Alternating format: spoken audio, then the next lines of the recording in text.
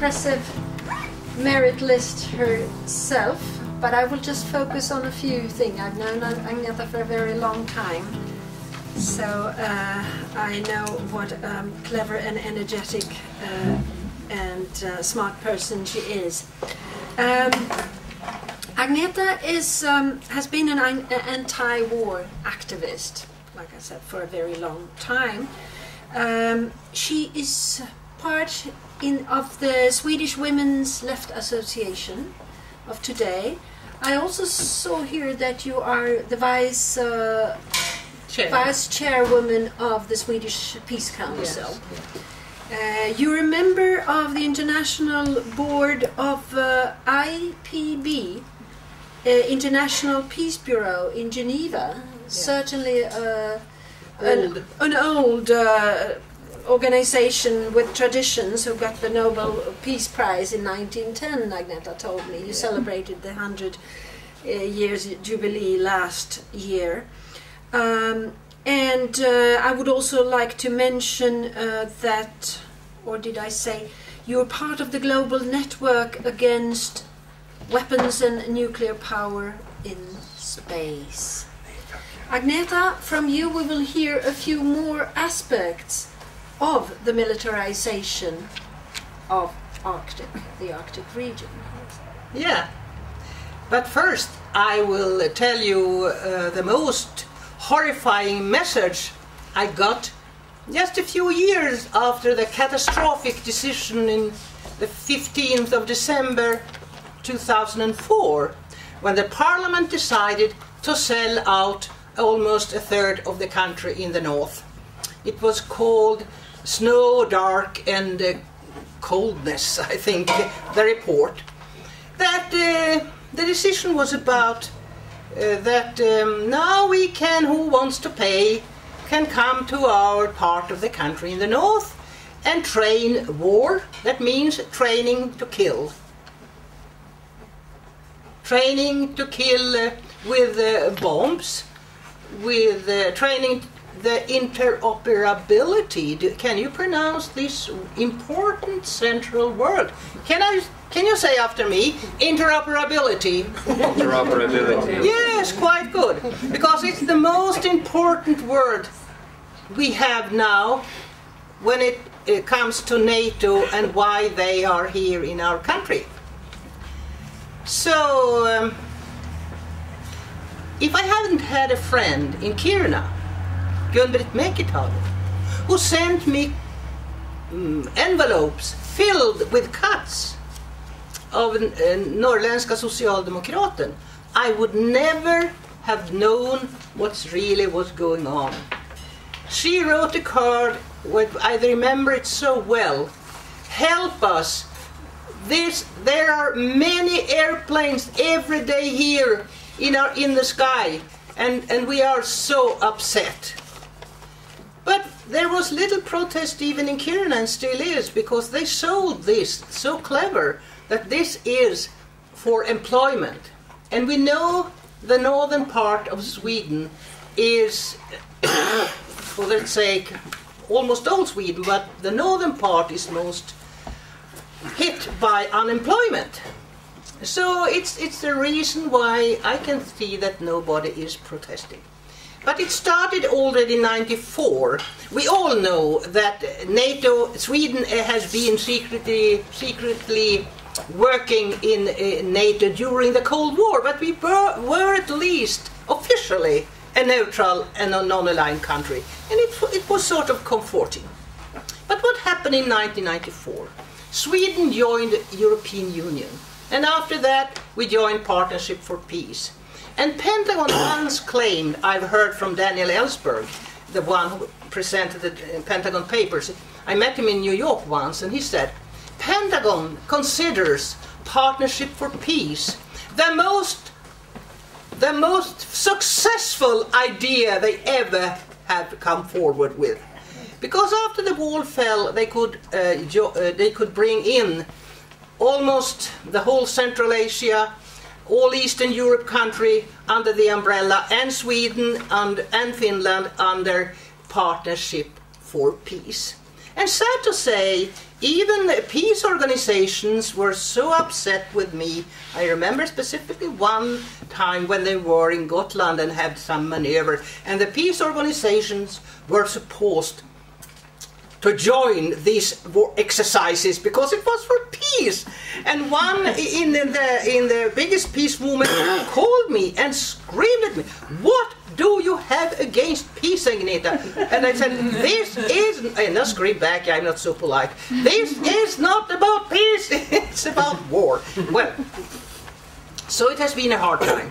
It has really been a hard time, and I'm so happy that we at least are sitting here now. So, now I drift back to Norrbotten. And then we have to learn another thing, and please say after me once again. North European Airspace Test Range. Can I hear? North European Aerospace Test Range. And the people say, "Agneta, why don't you speak Swedish? We are in Sweden now." And I have to say, there is no Swedish word for this training area because we have the interoperability, so we speak English when it comes to military matters. So I can't comfort you with a Swedish name. Vidsel was created, the robot base was created originally. It was called Vidsel earlier, and it's sort of forgotten. Why am I so upset about North European Airspace Test Range? It's nobody living there, is it? Do we know that? I'm not sure if there is anybody, is it? Well, the big city of Kiruna is in the middle of North European Airspace Test Range. And many other places, because it's big as Blekinge county. So it's not a small area. And when they use both sides, it's about big as Germany. But when they have this North European Airspace Test Range, is almost solely for training one shameful weapon that should be abolished, as landmine has been abolished. What am I thinking of? I'm thinking of The drone. the drones, the convenient killing that is now trained within our borders. Israel was there and trained their drones before they sent them into Gaza. Isn't that shameful? Do you know about this? Yes, of course, some of you know. But is it commonly known? No. And it's not only this. Agneta, I think you should tell them this is an airplane without a pilot. Oh yeah, I will certainly do that. Yeah, thank you. Well, I thought that everybody knew drone. But anyhow, this is, well, it's a killing machine that young boys, mostly boys and girls, sit in, for instance, Nevada at Creek Air Base and send via satellites and kill in Pakistan and yes, many places, Afghanistan and in Libya, in Yemen, in many places. And Sweden is also now manufacturing a drone, Neuron, big as an ordinary air attack airplane, a warfighter machine, together with France, Germany, Switzerland, Italy. But Saab Aerospace is the most important. It makes a third of the body of this. So we are very high on space and drones manufacturing. I want to read something from a book about space as US tool for world dominance. It's from a book by Loring Verbal, who is a journalist. He has written about what space weapons is. I want to quote him. He says like this: space weapons, drones exist as you can see it, that this must be conducted from satellites.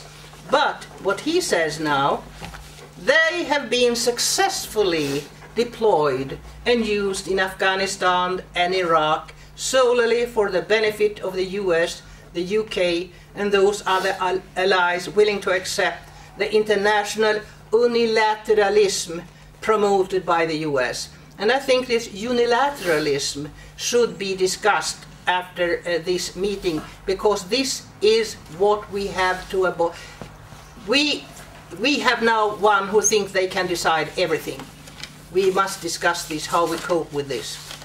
He says, when a precision bomb was dropped in Tikrit in Iraq, guided to its target by global positioning system satellites, a space weapon was used. When an unmanned aerial robot plane fires a missile at a car full of suspected Al-Qaeda operatives in Yemen, using electronic intelligence to confirm its target, a space weapon has been used.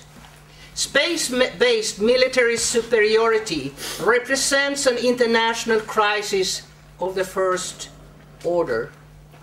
The danger lies not only in using space to implement the type of unilateralism we saw in the attack of Iraq, but also in the denying other countries to use space. Now Space Command and Strategic Command has merged. It is in one in Nebraska, Omaha, where I was 2 years ago, and protested outside the gates. Imagine nuclear weapons strategic command and space command are now merged into one. So you can, within 2 hours, send a weapon via satellite guiding to any spot of the world. Any spot of the world. And then, we always refer to President Bush when we say that things has gone wrong. But most people in the United States, I think you agree with me, was that Clinton was the one who promoted unilateral action, because then Bush could take over a lot of his actions. And Madeleine Albright also supported unilateralism during Clinton time, the US sole right to control space. And Thomas Friedman put it like this, the columnist in New York Times. He said, US leaders must put on their jodhpurs and pit helmets of the British colonialist era. The safer the world will be from terrorist and rogue states. He put it right on the spot. Here you have the world. And Catherine Lutz, the professor in, I think, in New York University, she wrote a book, The Basis of Empire. It's about 2 years ago it was published. So you can see the basis of empire, about 1,000 bases and military installations. Not all are big. Does anybody remember Owen Wilkes here? Who remember Owen Wilkes? Who was expelled from Sweden, just to talk about military installations? Owen Wilkes, he was from New Zealand. He was biking on Gotland, I think it was in the beginning of the 80s. And we suddenly heard in the news, I remember it well, Owen Wilkes is expelled from Sweden. But nobody really understood what he was doing. What he was doing was actually, he was expert in antennas. That can also be a military installation. He knew what the antennas was about by length and by he was expert. He knew exactly what the antennas was about. And then he noted in his little notebook. And then he biked on Gotland. And then instead noted. And the police took him and threw him out from Sweden. What did he do? He was, like Catherine Lutz, showing the military installations in Gotland. U.S. military war installations in Gotland. The US had put antennas the whole eastern coast of Sweden and on Gotland for warfare. You need to have contact and antennas and all these things to be able to target and to go by flight. So that's what he was doing, and we were not supposed to understand what it was all about. So Catherine, lots, all these dots are not always big military bases. They can be maybe an antenna, but they are serving US war policy. They are serving US possibility to launch a war. And they are really cynical, I must say, because they have divided the whole world in certain areas. So there is US Northcom, and they have now merged with Canada. So now US can go up as long as they want here, and they certainly do. So US and Canada have merged into one command.